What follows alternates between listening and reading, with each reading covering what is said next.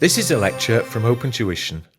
To benefit from the lecture, you should download the free lecture notes from opentuition.com. In this chapter, we're going to look at pension schemes and how we obtain tax relief for the payments we make into a pension scheme for the different types of schemes that are available. So there are many tax advantages to pension schemes and investing into them. They have special tax privileges. And the amount that you are allowed to invest is the maximum your relevant earnings, which we will look at, the higher of your relevant earnings, which is mainly from your employment income or your trade profits or from furnished holiday lettings, or £3,600. Now, an employer can contribute into your scheme, and there are a lot of employers that do this, and these contributions that they make on your behalf are exempt benefits.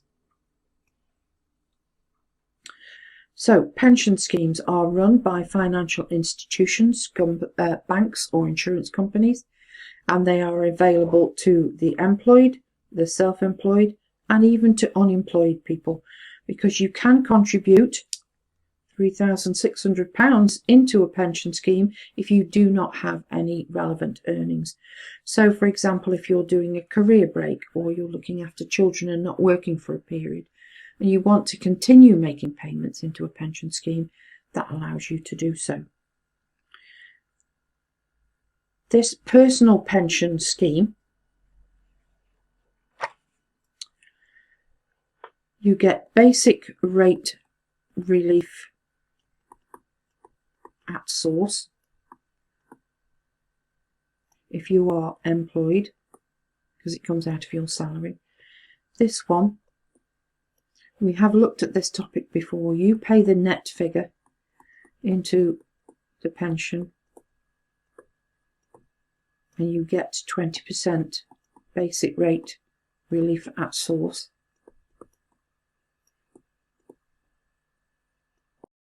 And then if you are a high rate or additional rate payer, then it extends those basic rate bands accordingly. Now, an occupational pension scheme is set up by the employer for the benefit of the employee. Now, if that is the case, then you will get full relief at source, and it does not extend the basic rate bands, because it doesn't need to, because you're getting relief at source. We're going to look at that in more detail in a moment. So contributions can either be for the employee or for the employer. Now, the way that tax relief, let's look at that in a little bit more detail. How do we get tax relief? So it says there, regardless of the type of scheme, the amount of tax relief available is the same, okay, whether you're employed or self-employed.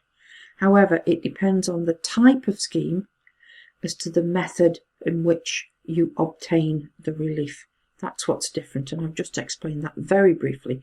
We are going to look at it in more detail. When an individual contributes into a personal pension scheme, as we saw in Chapter 2, which is the income tax computation, no such deductions are made from income on the computation. Instead, you get tax relief. So basic rate tax relief is the lower of the gross payment or the maximum amount, which is either £3,600 or 100% of the net relevant earnings, whichever is the higher.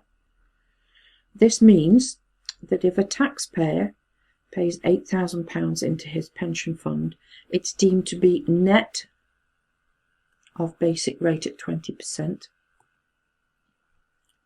Then the revenue will pay the pension provider an amount equivalent to that basic rate tax, which is £2,000. Thus, the individual's pension fund is increased by £10,000. As the gross contribution exceeds £3,600, then the taxpayer must have relevant earnings of £10,000 in order to be able to claim that relief in full. And as I mentioned before, high rate and additional rate taxpayers, we extend the basic and high rate bands by the gross amount of that pension contribution. And that you will find in the chapter on income tax, where it's explained fully there. Now, when you make a contribution into an occupational scheme, tax relief is given at source under what's known as the net pay arrangement. So the employer will deduct the gross contribution from their income before working out the tax under pay as you earn. Got an illustration here. So we have a salary of 25,000 and this individual. So that would normally then, what we would do is take off the personal allowance or use the code to work out the pay as you earn on that every month. However, they want to contribute £1,000 over the year. So that pension of £1,000 comes directly off that gross salary. So only 24,000 is then used to be able to work out the pay as you earn and thus the tax, giving relief at all levels.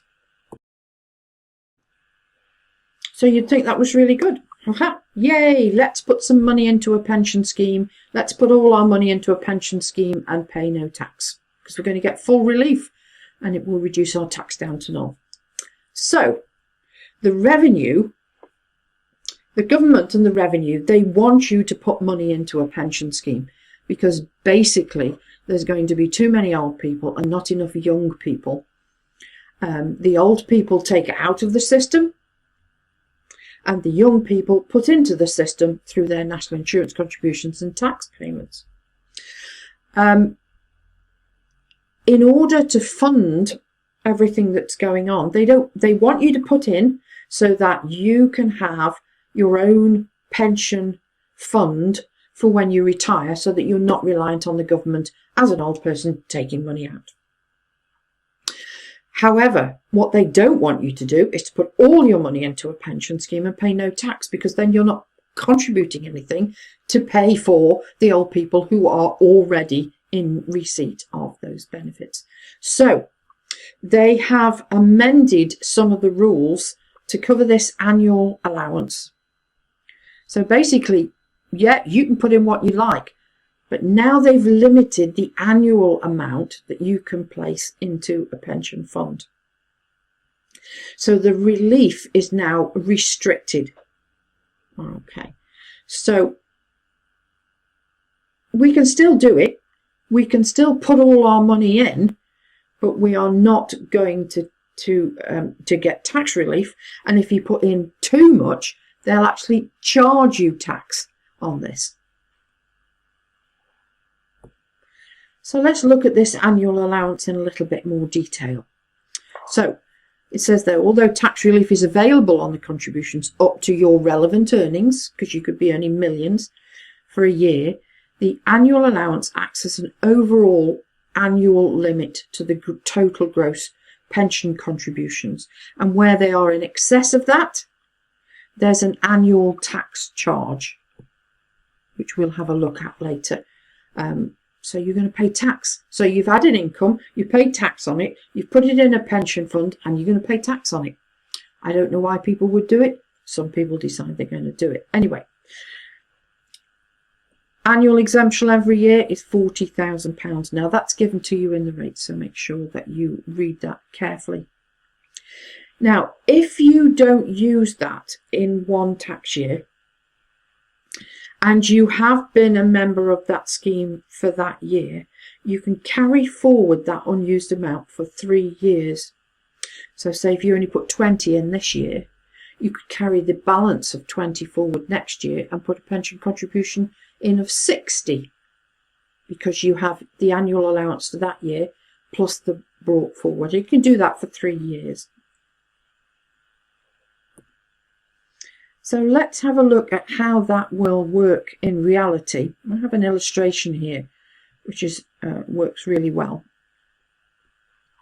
So Moira and Nigel have made the following gross pension contributions into their personal funds. In 2021, Moira put nothing in, then she put 32, and then she put 28. Nigel put 40, 19, and then he's not put anything in this year. So Moira was not a member of the pension scheme in 2021, so she's going to get no annual exemption then. And he has been in the pension scheme for all 3 years. You've got to be a part of it to be getting the benefit. So Moira, she has unused of 8 from that year and an unused of 12 from that year, with the annual allowance of 40,000 for 23-24. She's got a total of £60,000 that she could put in the 23-24 and get full relief for. Now Nigel, he used his full allowance there, didn't he? But he has unused there of 21. Okay, now he didn't use any there, so he's got 40 there. Plus 23-24, he's also got another 40. So in 23-24, he could actually put 101,000 in to that fund.